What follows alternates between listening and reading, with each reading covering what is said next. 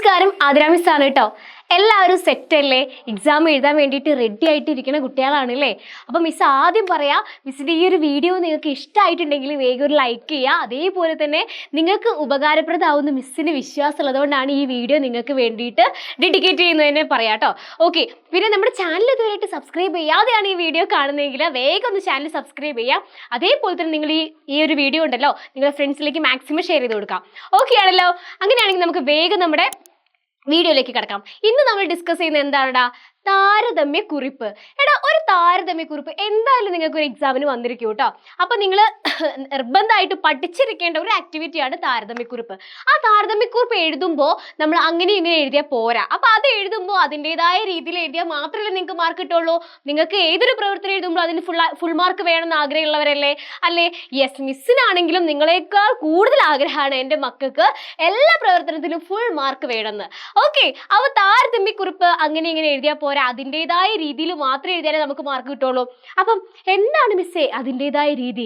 ഏത് രീതിയിൽ എഴുതിയാലാണ് മിസ്സേ മാർക്ക് കിട്ടുക? ഒന്ന് പറഞ്ഞു തരുമോ എന്ന് ചോദിക്കുന്ന കുട്ടികളാണ് എൻ്റെ മുന്നിലിരിക്കുന്നത്, എനിക്കറിയാം. യെസ് മിസ്, അതിന് വേണ്ടിയിട്ട് തന്നെയാണ് വന്നിരിക്കുന്നത്. ഓക്കെ, താരതമ്യക്കുറിപ്പ്. അപ്പൊ നമ്മൾ താരതമ്യക്കുറിപ്പ് എഴുതുമ്പോൾ ശ്രദ്ധിക്കേണ്ട കുറച്ച് കാര്യങ്ങളാണ് മിസ് ഇവിടെ പറഞ്ഞു തരാൻ പോകുന്നത്. ശ്രദ്ധിച്ച് എൻ്റെ മക്കളിരിക്കുക കേട്ടോ. ഓക്കെ, താരതമ്യം ചെയ്യാൻ തന്നിരിക്കുന്നവ ശ്രദ്ധയോടെ പല ആവർത്തി വായിച്ച് മനസ്സിലാക്കുക. നിങ്ങളോട് മിസ് എപ്പോഴും പറയുന്ന കാര്യം എന്താണ്? നിങ്ങൾ ഈ ഒരു താരതമ്യക്കുറിപ്പ് അല്ലെങ്കിൽ അഭിപ്രായക്കുറിപ്പ് അല്ലെങ്കിൽ വേറെ എന്തോ ആയിക്കോട്ടെ, ആസ്വാദനക്കുറിപ്പ് എന്താണെങ്കിലും കറക്റ്റ് ആയിട്ട് വായിച്ച് മനസ്സിലാക്കുക അല്ലേ?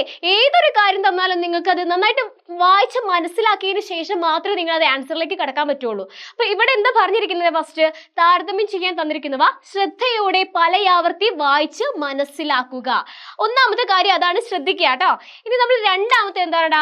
ആശയം, അവതരണം, സന്ദർഭം, ഭാഷാ പ്രയോഗങ്ങൾ എന്നിവയിലുള്ള സാമ്യങ്ങളും വ്യത്യാസങ്ങളും മനസ്സിലാക്കി വേണം താരതമ്യക്കുറിപ്പ് എഴുതേണ്ടത്. ശ്രദ്ധിച്ചോളൂ, ആശയം, അവതരണം, സന്ദർഭം, ഭാഷാ പ്രയോഗങ്ങൾ എന്നിവയിലുള്ള സാമ്യങ്ങളും വ്യത്യാസങ്ങളും മനസ്സിലാക്കി വേണം നമ്മൾ എന്തെഴുതേണ്ടത്? താരതമ്യക്കുറിപ്പ് എഴുതേണ്ടത്. മൂന്നാമത്തെ എന്താണ്?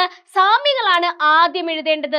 സാമ്യങ്ങളും വ്യത്യാസങ്ങളും മിസ് എഴുതണമെന്ന് പറഞ്ഞല്ലോ, അതിൽ നിങ്ങൾ സാമ്യങ്ങളാണ് ആദ്യം എഴുതേണ്ടത് കേട്ടോ. പിന്നെ അതിനുശേഷം വ്യത്യാസങ്ങളെ കുറിച്ചും എഴുതാം.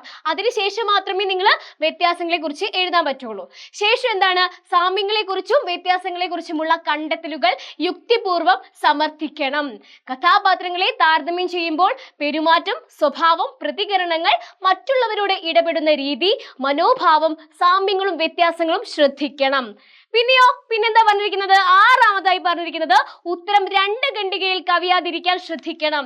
മക്കളെ, ഈ ഒരു കാര്യങ്ങളൊക്കെ വെച്ച് നിങ്ങൾ എഴുതി കഴിഞ്ഞാൽ ഒരു താരതമ്യക്കുറിപ്പ് സെറ്റാണ്. നിങ്ങൾക്ക് ഫുൾ മാർക്ക് ഉറപ്പാണ് കേട്ടോ.